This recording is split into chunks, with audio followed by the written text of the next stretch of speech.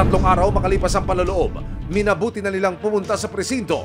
Kaya noong September 25, 2023, kasama ang resibo, nagpunta sa PNP Pasig City sina Rodel at ang kanyang partner para magsampa ng kaso. Pero ilang sandali pa ang lumipas, dumating ang ina ng suspect. Sinubukan naming makapanayam ang ina pero tumanggi siyang magbigay ng anumang pakayag.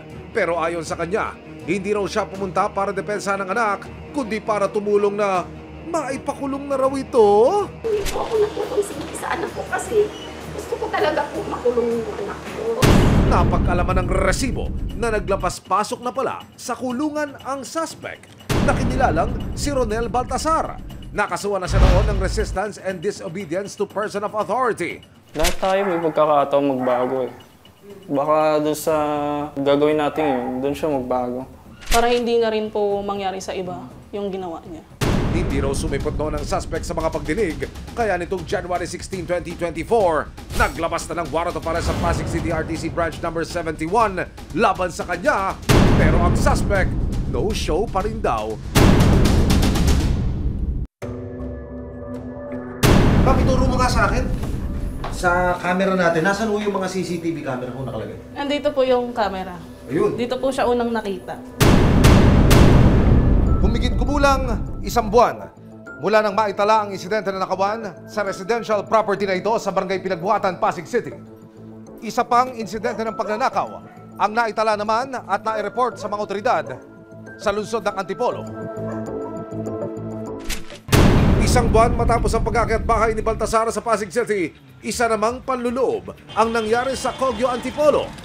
Kwento ng biktimang si Police Staff Sergeant Gilbert Arquero, October 13, 2023. Umuwi siya galing ng duty sa Antipolo Police Station No. 2. Pagdating niya sa bahay, napansin niyang nawawala ang kanyang aircon na inilapag niya sa sahig. Napansin ko yung aking aircon na tinanggal ko pansamantala na nakalagay sa labas ng aming bahay, nawawala.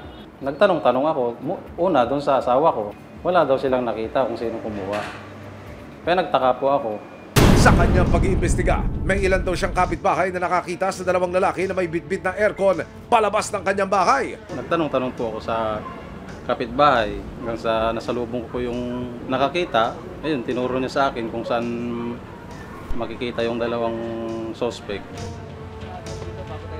Dito po sa ilalim, dyan sila pumipwesto. Mga alas 3 po ng hapon nung kinuha nila yung aircon. Naabutan pa raw ni Gilbert na pinipira-piraso na ng mga ito ang kanyang aircon. Naibenta na nila yung ibang parte. Bali, wala na rin mapapakinabangan dun sa nakabalik kasi yung kaha na lang at saka yung mga hindi pa nila nababaklas. At dahil pasok pa sa 24 hours mula ng gawin ng krimen, si Sergeant Gilbert na rin ang tumayong arresting officer sa suspect na kinilalang si Reggie Baltasar.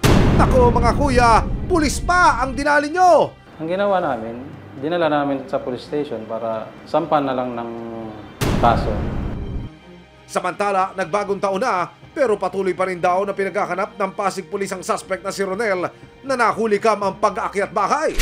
Noong September 2023, humingi ng tulong sa resibo si Rodel Abria, 30 taong gulang, ukol sa nangyaring pagnanakaw sa kanyang apartment sa Nagpayong, Barangay Pinagbuhatan, Pasig City. Makikita po ang suspect mula doon sa bintana, bumaba dito po sa mismong tulugan ng biktima. Susunod niyang kukunin ang wallet o ang pitaka ng biktima na nasa ilalim po ng kutsyon. Nagbagong taon na pero patuloy pa rin daw na pinaghahanap ng Pasig Police ang suspect na si Ronel na nahulikam ang pag-aakyat bahay. Kalaunan, natuklasan nila na may valid reason naman pala kung bakit hindi ito nakakadalo sa mga pagdinig. Kaya pala hindi namin siya mahanap, siya na po ay nakakulong na po sa Antipolo City Jail. Napag-alaman ng mga pulis na ang lalaking kinasuhan ni Rodel ng robbery na si Ronel Baltasar at ang lalaking nakaharap sa kasong theft dahil sa pagnanakaw ng aircon ni Sergeant Gilbert na si Reggie Baltasar ay iisa lang. Yung warrant po na nilabas laban sa kanya ay sinerve po namin doon sa Antipolo City Jail. Sa kasong theft din po yun? Robbery po, robbery. Robbery naman. Opo. Gumamit po siya ng ibang pangalan doon sa Antipolo. Kaya lang, nung binalit po ng Pasig PNP, base ho sa kanyang pictures at sa description, sa mga tattoo sa kanyang katawan, ay na-confirm po namin na ito po ay isang tao lamang. Kaya naman itong February 27, 2024, inihain na kay Ronel/Reggie ang warrant of arrest sa loob mismo ng Antipolo City Jail. Ina-arrest na namin sa kasong robbery. Sinubukan ng resibo na humingi ng pakintulot sa pamunuan ng Antipolo City Jail upang makapanayam si Baltasar pero tumanggi ang pasilidad at maging ang suspect. Ayon sa ina ng suspect, pinagbabayaran na raw ng kanyang anak ang mga kasalanang nagawa nito. Pinagsisisihan niya kung ano man ang nagawa niya.